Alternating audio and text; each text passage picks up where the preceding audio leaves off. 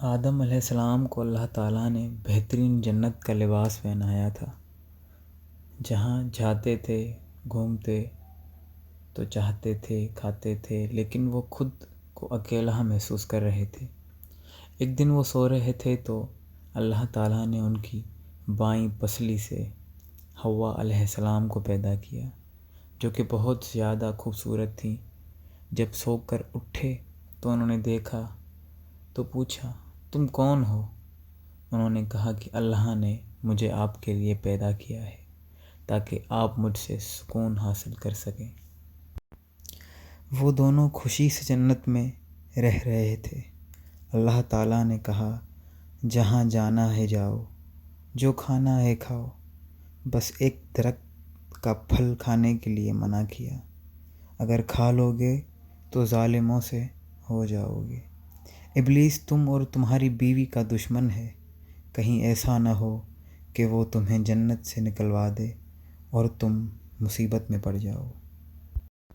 ابلیس کو چین نہیں تھا، اس نے ان کے دلوں میں وسوسہ ڈالنا شروع کر دیا کہ اس پیڑ کے پھل کو کھا لو جس کے لیے اللہ نے انہیں منع کیا تھا۔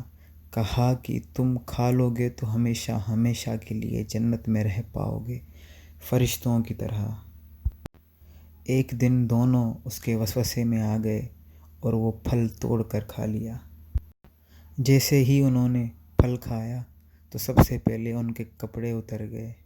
وہ دونوں شرم سے ادھر ادھر بھاگنے لگے، جنت کی پیڑوں کے پتے خود پر چپکانے لگے۔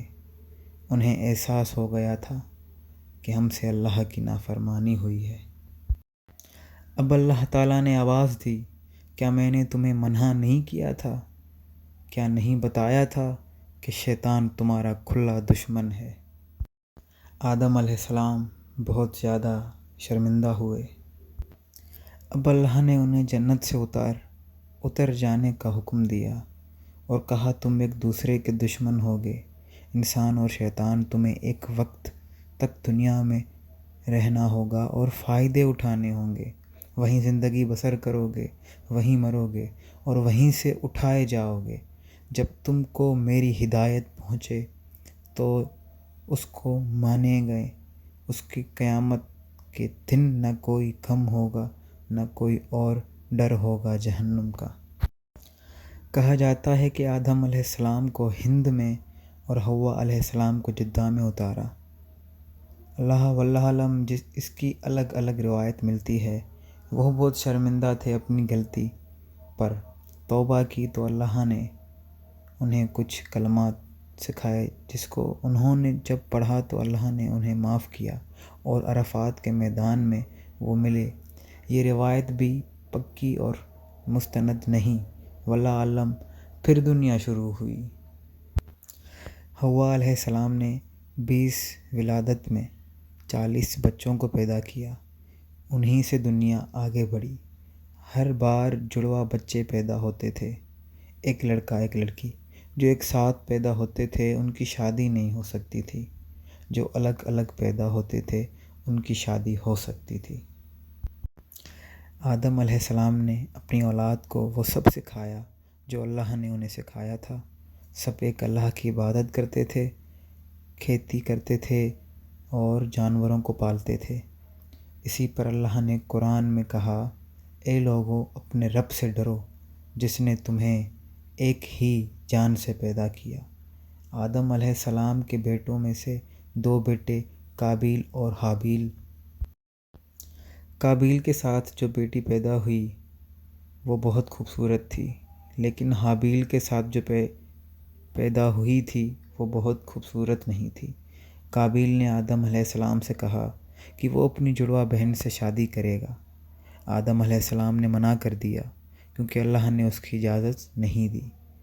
قابیل اپنی قدرت میں بھی بہت سخت تھا، وہ کھیتی کرتا تھا تو ادھر حابیل بہت نرم تھے، وہ بکریاں سنبھالتے تھے۔ آدم علیہ السلام نے کہا، تم دونوں اپنی قربانی اللہ کے سامنے پیش کرو، جس کی قربانی اللہ تعالیٰ قبول کر لیں گے وہ صحیح ہوگا۔ اس زمانے میں جب اللہ کے لیے قربانی پیش کی جاتی تھی تو ایک آگ آتی جس کی قربانی وہ آگ کھا لیتی اس کی قربانی قبول ہو جاتی تھی۔ حابیل نے سب سے اچھا جانور قربانی کے لیے دیا اور قابیل نے سب سے ردی فصل کا حصہ۔ آگ آئی اور حابیل کے قربانی کو کھا لیا۔ اس پر قابیل بہت غصہ ہوا۔ ایک دن موقع دیکھ کر اس نے حابیل سے کہا کہ میں تمہیں ختم کر دوں گا۔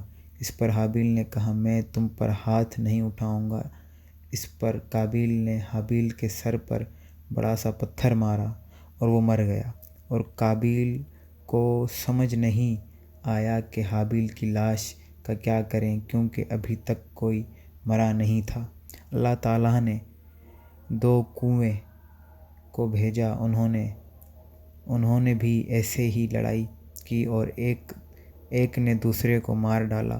پھر پہلے نے گڈھا کھودا اور اسے دفنا دیا۔ اسے قابیل نے بھی ایسا کیا اور جسے شادی کرنا چاہتا تھا اسے لے کر آدم علیہ السلام سے بہت دور نکل گیا اور بس گیا۔ آدم علیہ السلام کے ساتھ جتنے لوگ تھے جو شیطان کے بہکاوے میں آتے گئے وہ قابیل سے ملتے گئے۔